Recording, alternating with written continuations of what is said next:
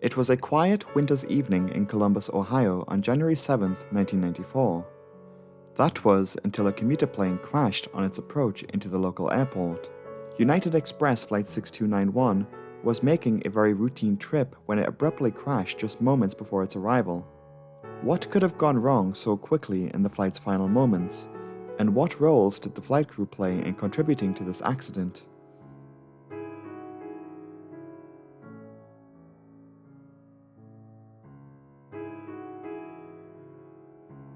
The timeline of events which transpired that January evening begins at Dulles Airport outside of Washington, D.C. A small commuter plane was preparing to transport just a handful of passengers to Columbus, Ohio. The flight was being operated by a little-known airline of the time called Atlantic Coast Airlines. They were under a contractual agreement with United Airlines to do business as United Express. This meant that some of Atlantic Coast's planes were painted in the blue and grey United livery of the time. By simply looking at the airline at the surface level, this would appear like it were any other United Airlines flight. This business practice is still prevalent to this day in North America. The largest of these regional carriers today is SkyWest Airlines, although you would never know that, as they have painted all their planes in the colors of all the US legacy carriers plus Alaska Airlines. Because the airline and airplane appeared as two different air carriers, the accident flight of discussion had two different flight numbers. The pilots were using the call sign of Blue Ridge 291. For the sake of consistency in this video, we will refer to the flight by its United Express flight number, Flight 6291. Atlantic Coast Airlines operated for both United and Delta, with a fleet consisting of a mixture of regional jets and turboprop aircraft. In their propeller fleet were some Brazilian-built Embraer 120s, but also a number of their aircraft were British turboprops. For this video, the subject aircraft was the British Aerospace Jetstream 41. Produced in the 1990s, the Jetstream 41 is a versatile high-performance commuter plane. British Aerospace produced exactly 100 of these planes before the company's demise in the late 1990s. Throughout its life, the plane had enjoyed an excellent safety record, with all-time fatalities in air accidents amounting to a single-digit figure. United Express Flight 6291 would be only one of two fatal incidents. One fatality occurred many years later on a positioning flight in South Africa. Otherwise, the United Express incident has been the only fatal accident to involve the plane on a commercial passenger flight. By and large, the Jetstream 41 has proved to be a robust ideal commuter plane, which is still in use today all over the world. In the 1990s, the plane was one of the most modern and sleekest turboprops around. On the flight deck is what is called a glass cockpit. Though the standard today, as it's now common for even general aviation aircraft to have a glass cockpit, the digital displays were still a fairly new concept in 1994. Though a very modern plane for its time, one system the plane did not have was an autothrottle function. The pilots must monitor their airspeed and manipulate the thrust setting throughout the flight where appropriate. United Express Flight 6291 was being flown by two pilots. 35-year-old Captain Derek White was from Connecticut. Before making a career in aviation, he achieved a university degree in urban systems. He worked as a flight instructor and gained a total of over 3,600 hours flying experience. His first officer was 29-year-old Anthony Samuels. He was from New York. He himself was a pilot of over 2,400 flight hours. He was still very new to the Jetstream plane with just 32 hours logged. Being that this was the start of his flying career, this was his first pilot job performing commercial passenger flights. In the cabin were just 5 passengers and one flight attendant by the name of Manuela Walker. They were from Rockville, Maryland. With just 5 passengers on board, the plane is lightly filled, even for a commuter plane that can hold up to 30 passengers. Regardless, Flight 6291 left the gate at Washington Dulles at just before 10 p.m. at 9:58 on January 7th. It was a cold night that night, with snow in the area. It was the 7th flight that day for the plane. For Captain White and First Officer Samuels, this was their first flight of the day. The journey to their destination, Columbus, Ohio, is a 90-minute flight away in this plane. The Columbus area was under a high-pressure system that night. Rain and fog had been forecast, The meteorological observations taken at 8:45 p.m. note moderate turbulence with patches of severe turbulence. As Flight 6291 was on their way to Ohio, at 10:59 p.m., 1 hour into the flight, Air Traffic Control in Indianapolis gave a weather update regarding icing conditions. The pilots had already noticed that they were getting, quote, moderate icing on their plane. Cruising at 14,000 feet, Flight 6291 was approaching their top of descent at around this time, but the pilots requested a step climb to 15,000 feet. The request was granted, and the plane climbed. Also, while the flight was en route, an amendment was made to the weather observations. The cloud base and visibility had been decreasing. Though this is poor flying weather, for modern airplanes, including the Jetstream 41, approaches can still be made so long as the plane and pilots are qualified for it. At 11:05 p.m., Air Traffic Control gave the pilots their first descent clearance down to 11,000 feet. Flight 6291 was handed off from the Indianapolis controller to an approach controller in Columbus. By this time, the Jetstream was passing through 13,200 feet. On the flight deck, the pilots were making their landing preparations as routine. They had informed the airport of the weather information they had received from the Columbus Airport ATIS frequency. 5 minutes later, the United Express flight was given clearance to intercept the ILS on runway 28 left, the runway on the south side of the airport.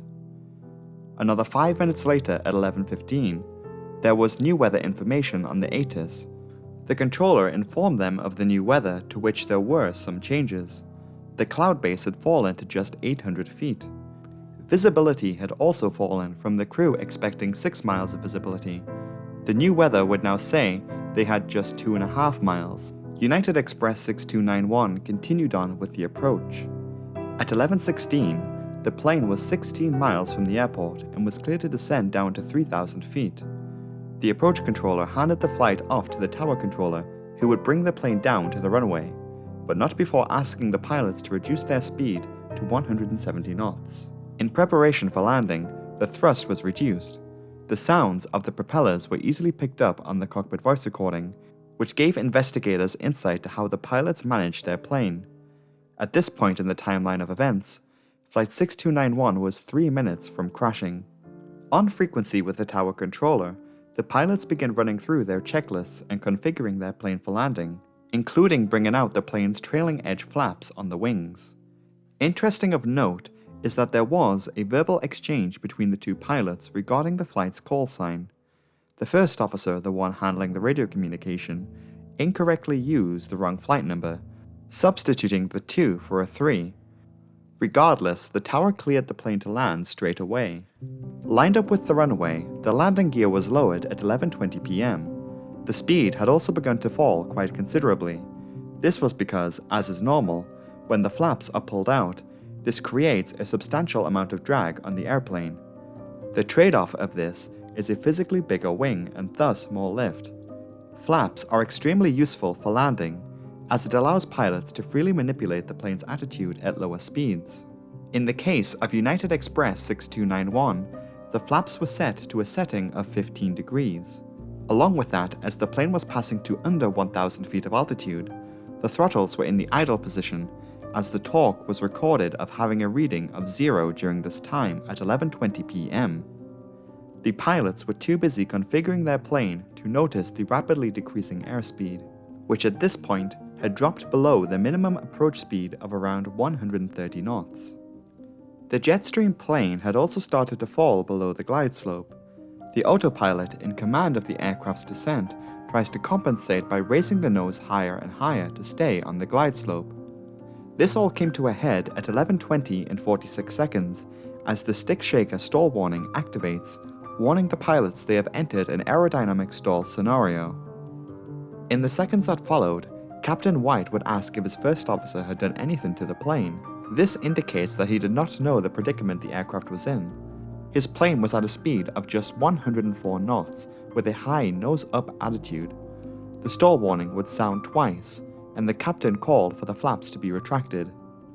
This call by the captain to bring the flaps back up to 0 was criticized, as these surfaces could have generated more lift at a slower speed, which would have been necessary for their stall recovery.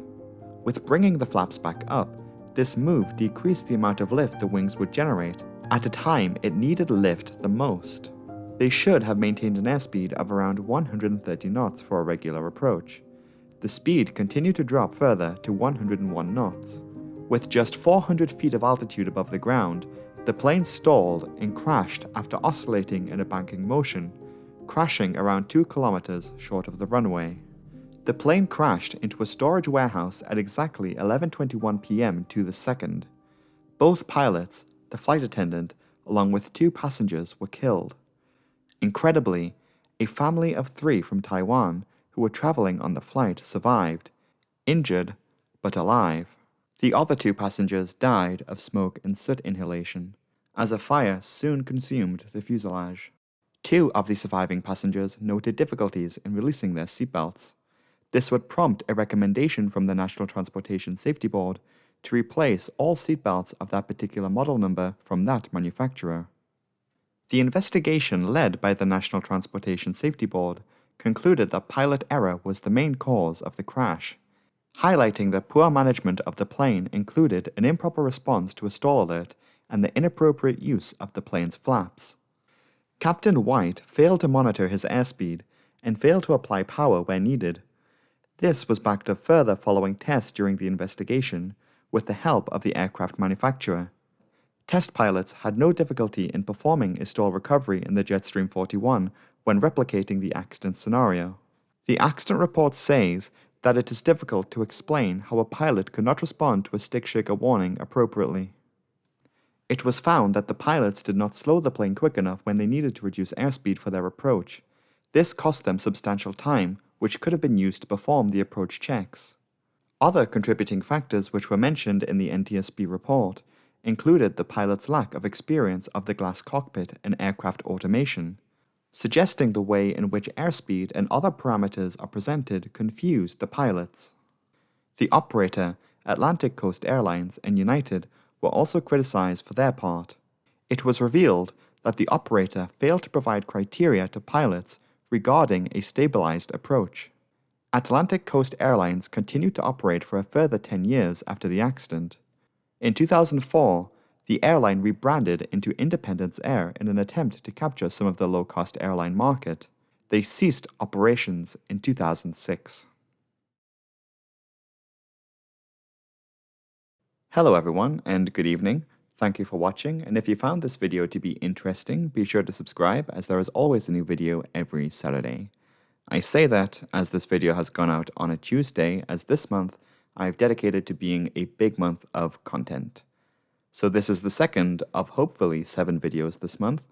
There will be another video at the usual time on Saturday, so be tuned in for then. Anyway, I shall keep this ending quick and move on to thank my patrons. If you would like to have your name featured here or read out at the end of the next video on Saturday, you can join the Disaster Breakdown Patreon from £3 per month, and the link to that will be in the pinned comment below. And you have until Wednesday evening to get your name in, as I normally record these outros on a Thursday morning. Thanks to my £5 tier patrons, Avery Tioda, Erin Wilson, Hector Palmatellas, Ken Zachman, Kenneth Morenz, Christy, Leon Sant Jennings, Marie Innes, MG, Pacman7, Panic Chicken, Pedro Cruz, Rebecca Rivers, Surya Melody, Sleepy, So FP, and Sue Shoes. A big thank you to my generous £10 tier patrons for their support: Aidan Montgomery, Ann Sid, Danielle Hendricks, Derek Bean, Karma, Mike Milton, Side Effect, Roger Mayer, and Where Are My Cheetos? Thank you all so much, and thanks to everyone who has pledged on Patreon. That is it from me for now. I will be back at the regular time on Saturday, and be on the ready as there should be another midweek video this month. Thanks, and goodbye.